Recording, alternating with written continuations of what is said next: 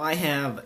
gone through many rites of passage in my life, but two of them are having a guiding mentor in my scoutmaster and in finding belonging and fitting in when I joined the mountain bike team. Now, the first one was um, having a guiding mentor in my scoutmaster, and he was a guiding mentor because he helped me advance through all of the ranks of scouting, which from tenderfoot uh, to second class, first class, star, and now I'm a life scout,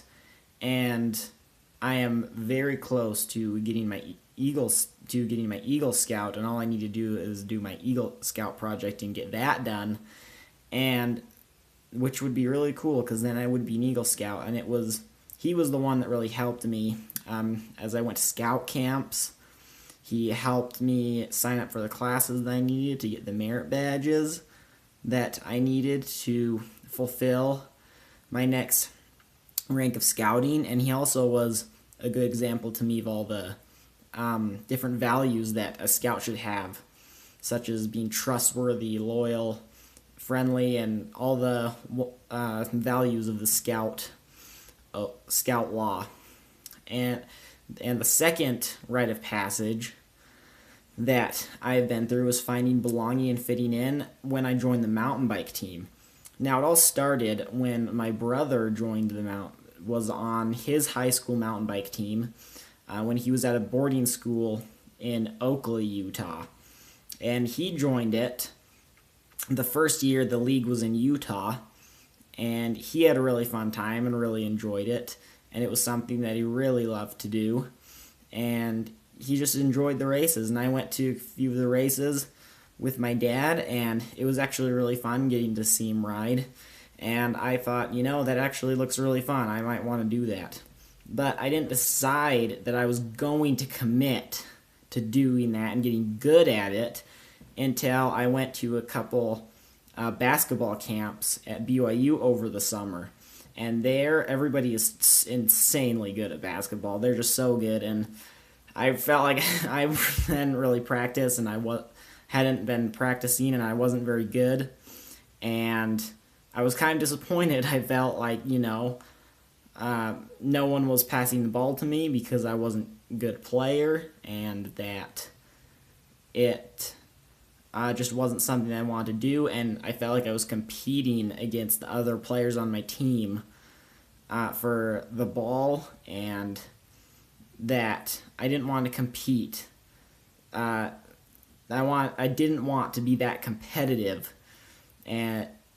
be that competitive at a sport where it felt like I was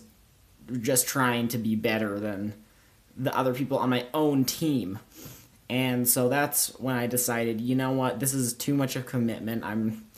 way far behind everybody else in terms of skill. So I'm going to join the mountain bike team where I know I can do good, and where I'm going to commit to it, and where I'm not the only one who's just starting out this late. And so I did. So I joined the mountain bike team and committed to it, and I crashed many, many times my first year doing it, and I still sometimes do, but it's really fun, and I've committed to getting good, and I have really found belonging and fitting in that everybody else on the team wants the success of everybody else, and you're not competing against other people on your own team. You're just competing against yourself and against doing well and as best you can at the races, and just having a lot of fun. So I really enjoy that, and those are two of my rites of passage that I have been through, and they have contributed a lot to my character. Now, how does that connect to how it influences my poverty or wealth? Well, if my dad had not been raised in a home where his father was a doctor and a heart surgeon, he would not have been able to go to college and get a master's degree and have the job that he does now, and he would not have been able to, and if he wasn't a scout himself, which was something that was highly valued, that his father emphasized and highly valued for him, and which is also a big part of the culture in many places in the U.S., then he would not have influenced me to pursue scouting, and he would not have, if he had not and gotten education, we would not be. I probably wouldn't be able to afford a bike that I have, and I wouldn't be able to enjoy the sport as much and commit to it, and I would have to work harder. And if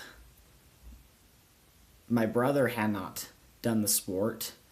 and if mountain biking wasn't getting big all across the Midwest, then I would not have been able to participate in the sport as well. So yeah, that's how I have. Those are the reasons why that's how it connects to my essential question, and how I can become. How it is. These rites of passage have helped me to become successful, not necessarily wealthy, but just successful in my own endeavors.